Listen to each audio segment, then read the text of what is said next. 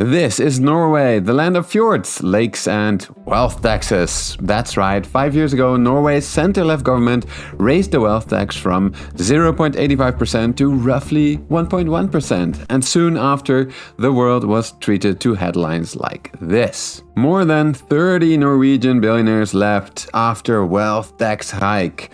The failure of Norway's wealth tax hike. It's a warning. What's behind Norway's wealth tax exodus?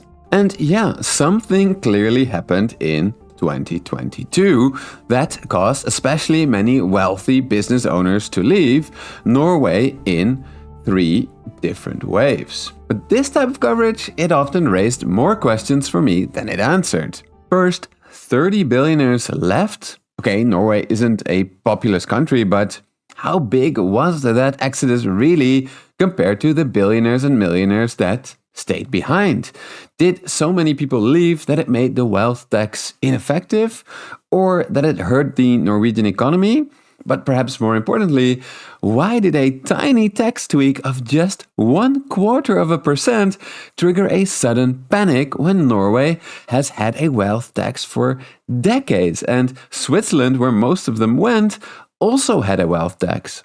It all just didn't add up. So we had to go beyond the headlines. We spoke to Norwegian tax experts and dug into the data ourselves, all to answer, why are so many millionaires leaving Norway? That is the main question we discussed in our team meeting last week. Now, normally someone has to take notes, track action items, and write a summary afterwards. A time-consuming task that absolutely nobody likes. Luckily, this is where our advertising sponsor, Plot, comes in. This sleek little device doesn't just record audio. Anyone can do that with a phone. With Plot, we were able to snap pictures of our whiteboard drawings during the meeting, type out thoughts on the fly, and instantly mark key moments with a quick button press. It's really an all-in-one note-taking solution. What's more, using Plot's software, we could completely customize the note-taking style to our exact preference and use it to instantly surface actionable items and insights from previous meetings. And later we were able to go back and ask it questions directly, reducing friction even more. But of course, since we discussed sensitive business information, privacy was one of our biggest concerns. And on that, Plot is fully compliant with the strictest data privacy regulations, from HIPAA in the US to, crucially for us, the famous strict European GDPR regulations. So, if you're tired of losing track of action items, spending hours writing meeting notes, or trying to remember what was said 3 meetings ago, check out Plot using the link in the description below, where you will get an exclusive 15% discount using code MM15. That is, right after we get back to what really happened in Norway in 2022. First, let's start with the facts. This graph shows business owner tax refugees identified by independent journalists at the Norwegian Broadcasting Corporation. Sure, while this increase in millionaire business owners leaving after 2022 and then a renewed spike in 2025 is not statistically watertight proof that the wealth tax caused the exodus, but it clearly shows an unusual number of wealthy business owners left right after this hike. But 50 millionaires leaving in a year? Is that actually a lot? And are these potentially big contributors to the wealth tax? That's exactly what Norwegian journalists wanted to know, and they found that if we look at the total amount of wealth that can be taxed and how much belonged to the people that left, we can see that it's just about 2%. That makes for less interesting headlines, doesn't it? 2% of millionaire wealth left after Norway hiked its wealth tax by 0.25%. As we can see here, that was not enough people leaving to offset the increased revenue from the wealth tax after this hike. So I don't think that this headline that called Norway's wealth tax a failure makes much sense. So instead, we should go with this headline: Norway's lessons for Europe on wealth taxes. Just let some millionaires go. No, I don't think so either, because some things were still not adding up for me in this entire saga. First of all, why were most Norwegian millionaire business owners heading to Switzerland, where they also have a wealth tax, which, crucially, brings in more revenue than in Norway? Second of all, look at this wealth tax revenue as a share of total government revenue. It's almost nothing, and crucially lower than in Switzerland. And sure, of course, in Switzerland, wealth taxes are different per region, and so perhaps Norwegian millionaires were just moving to regions with very low wealth taxes. But if these tiny wealth taxes are so crucial to the wealthy, then why do we not see massive migration inside Switzerland itself, meaning that there would be no wealth tax revenue at all? But perhaps even more puzzlingly, why are so many business owners leaving Norway? Because when I looked into how Norwegian wealth taxes specifically worked, I found that they heavily favor business owners over, for example, landlords. You see, if in Norway you are a landlord or you have a lot of money in the bank, or you own a lot of stocks, or even if you own a lot of fancy cars, then you will pay a wealth tax of about 1% over all of your assets minus all of your debts. But there's a catch. Only Norwegian residents with a worth above 173,000 euros have to pay a wealth tax, and there is a huge discount for the home that you actually live in. Only the wealthiest 12% of the population, therefore, in Norway actually pay the wealth tax. But if you are a small business owner, like me, you are lucky because you will pay a far lower wealth tax than a landlord or someone who just has a lot of money sitting in the bank. You see, because private businesses, and especially startups, are very hard to properly value if nobody is buying or selling their shares, Norway's government has said that, look, we value private businesses simply by looking at hard assets like bank accounts or buildings, and then we subtract debt from those. But we do not look at soft assets like intellectual property, brand value, customer loyalty, or proprietary technology, or even future potential. This is absolutely crucial because some economists have estimated that soft, intangible assets are so important that private firms in Norway end up valued at 70 to 90% below their true market value for tax purposes.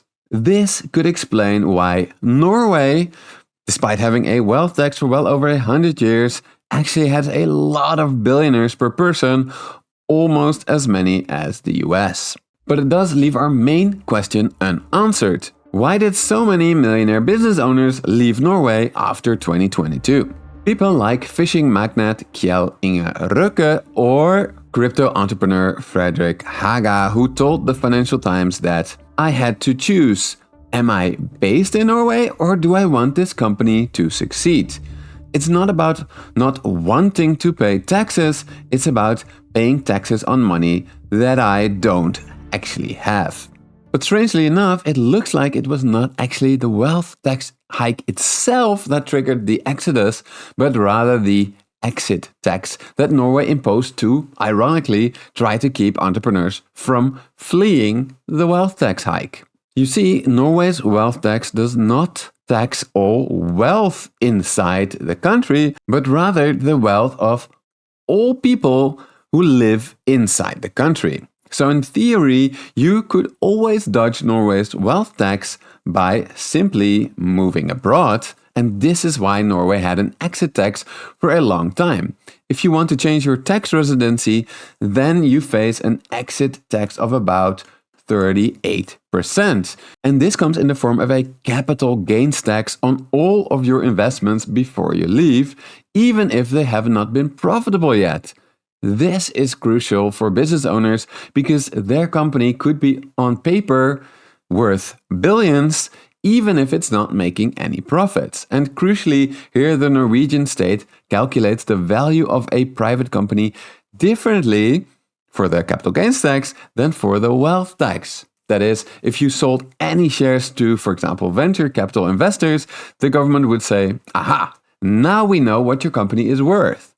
For example, if you have a startup where your shares were valued by investors at 10 million last year, you immediately owe 3.7 million just for leaving. Realizing this is when things finally started falling into place for me. Norway's wealth tax was famously light on entrepreneurs and startup founders.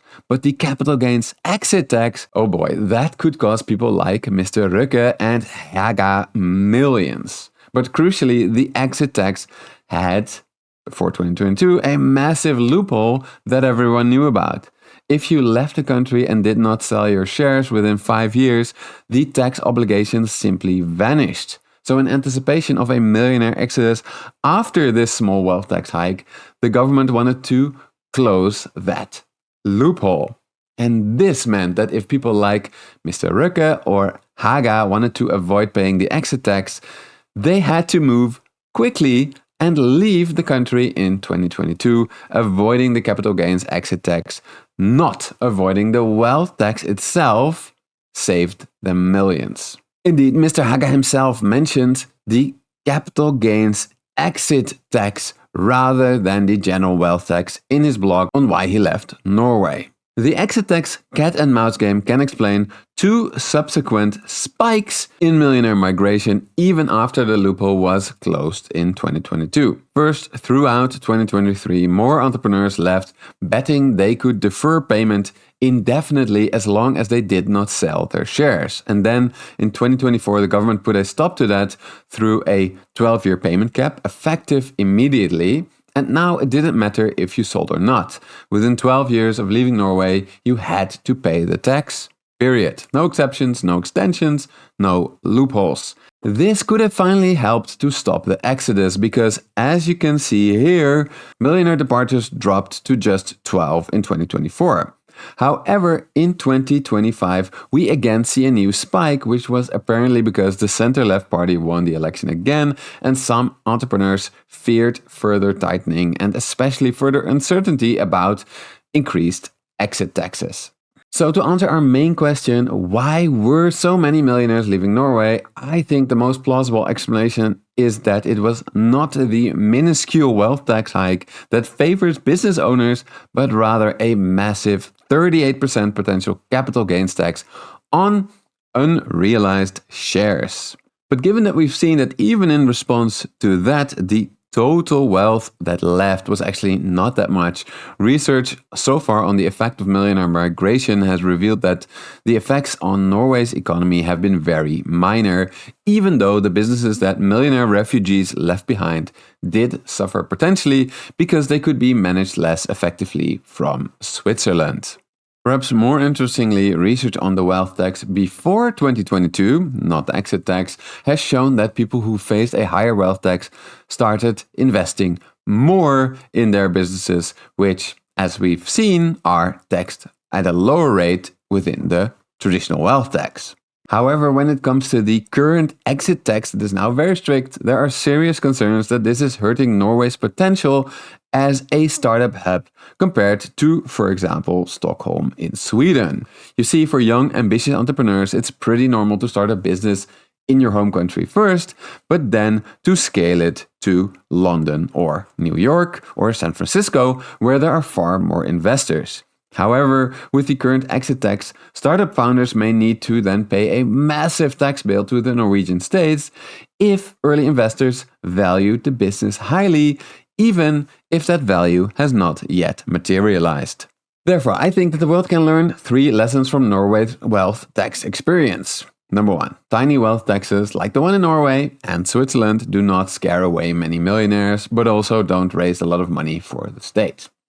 Lesson number 2, by taxing unproductive wealth like houses and bank accounts more than active businesses, you can actually stimulate investments in these businesses and therefore the economy. Lesson number 3, on the other hand, you have to be quite careful with exit taxes. If these hit entrepreneurs far harder than anyone else, you can expect that a lot of them will leave, and perhaps even worse, you can maybe discourage them from starting a business in your country in the first place. But yeah, these are my takes. What do you think? Did you find my analysis that Norway's millionaire migration was more about exit taxes than about wealth taxes convincing? Do you have high hopes for wealth taxes, or do you think that they are slightly overrated?